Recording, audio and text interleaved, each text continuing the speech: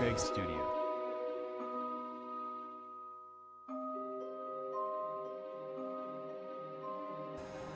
Marku and the Spider. Marku was an 8th grade student who had a fondness for spider tournaments. Little fights organized by kids where they let spiders battle it out.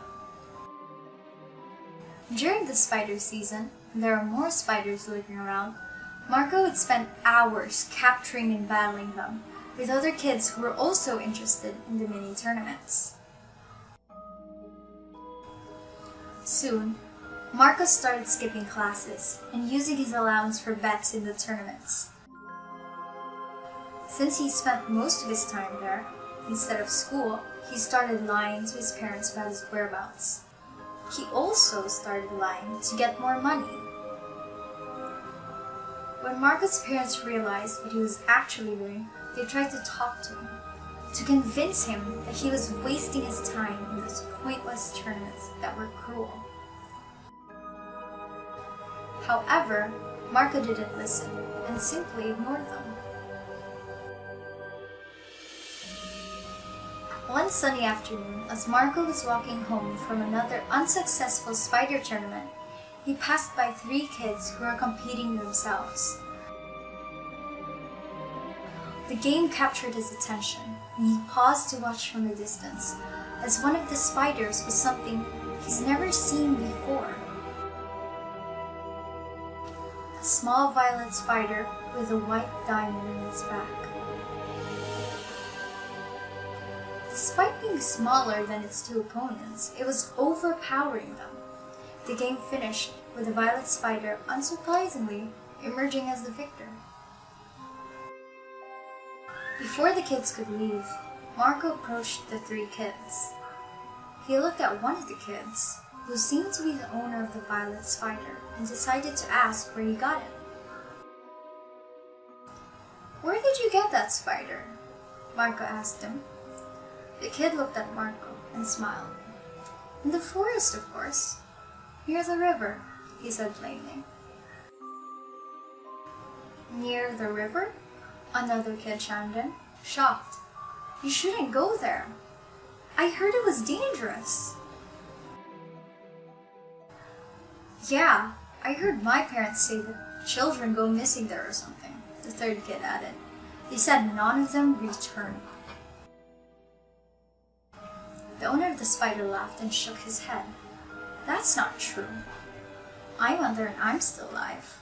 That's just a bunch of stories people make up to scare children." The 3 kids started to walk away from Marku. "Well, if you believe them, it's gonna be your loss," the owner of the spider told Marku with a smile, before he finally walked away with Violet Spider. Marku started walking back to his house, once the 3 kids were out of sight. As he walked the familiar roads to his home, Marku's mind was plagued with the thoughts of the violet spider. If he could just get his hands on it, he thought, he might be able to win every fight instantly. And with that, Marku turned to the forest and went straight ahead without looking back. The sun was still high, and he was sure he'd make it before dark. After walking for hours through thick trees, Marku finally heard the river. The sun barely peeked through the thick trees as he started searching for the spider in the grass. After a few minutes of searching, with no success, Marku felt exhausted. The kid probably lied, he thought. Why would he answer me so quickly anyway? With a heavy, exhausted sigh, Marku turned back and started to make his way through the dark forest that was barely lit by the moon. But before he could take another step, he heard a strange noise through the bushes. Marku looked at the direction of the noise, yet before he could do anything, it was too late. A giant spider, bigger than a car, jumped through the bushes and bit Marku. Marku felt dizzy. As he fell to the ground, his vision grew dark, and he heard a voice that said, "Now you will know how it feels." And it was all black. After a few minutes of darkness, Marku saw a bright light and heard voices shouting. It wasn't understandable at first, but as vision became clearer, he heard them chanting, "Fight! Fight! Fight!" And as reality came to him, Marku realized at that moment that he was no longer a boy, or a human at all.